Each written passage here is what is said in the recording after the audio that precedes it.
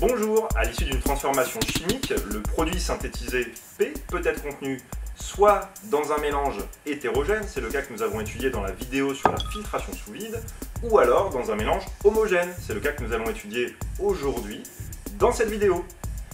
Dans ce mélange se trouve le produit recherché P, ainsi que d'autres composés. Il peut s'agir par exemple d'un autre produit de la réaction, ou alors de réactifs en excès. Tous ces composés se trouvent dans un même solvant, S1. Afin d'isoler le produit P des autres composés du mélange, nous allons utiliser un solvant extracteur S2 et mettre en œuvre une extraction liquide-liquide. Nous allons maintenant réaliser une à une les étapes de cette extraction. Allez, venez voir par ici, je vais vous montrer tout ça. Étape 1, le choix du solvant extracteur S2. Comme cela a été vu dans le cours, le solvant extracteur S2 et le solvant d'origine S1 ne doivent pas être miscibles et P doit être plus soluble dans S2 que dans S1. Étape 2, la mise en place du montage. On place tout d'abord l'ampoule à décanter sur son anneau. Ensuite, il y a deux points importants à respecter. On place toujours un récipient sous l'ampoule à décanter et avant de verser quoi que ce soit, on vérifie que le robinet est bien fermé. L'axe du robinet rouge doit être en position horizontale.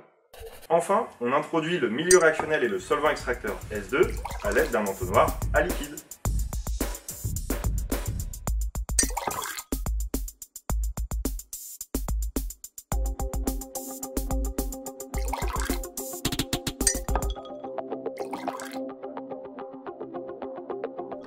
Étape 3, l'extraction. On bouche l'ampoule à décanter et on la retire de son support. Ensuite, on maintient le bouchon avec la paume d'une main et on pose les doigts de l'autre main sur le robinet. On agite en inclinant l'ampoule et en maintenant le robinet en position supérieure. L'extrémité doit être orientée dans une direction où il n'y a personne. Puis, on ouvre ce robinet pour permettre les dégagements gazeux. L'agitation permet de favoriser le contact entre les deux phases. Le produit P se solubilise préférentiellement dans le solvant extracteur S2 et les autres espèces restent solubilisées dans le solvant d'origine S1. On renouvelle l'agitation et le dégazage plusieurs fois de suite avant de passer à l'étape suivante. Si vous regardez bien, le composé P est encore en partie présent dans le solvant d'origine S1.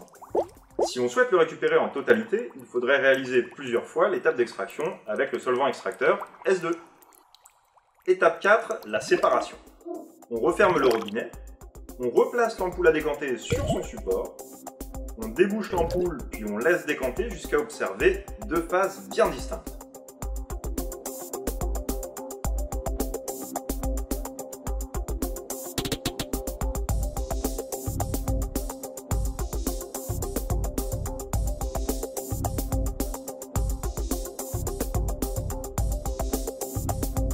Enfin, on récupère la phase qui contient majoritairement le produit P.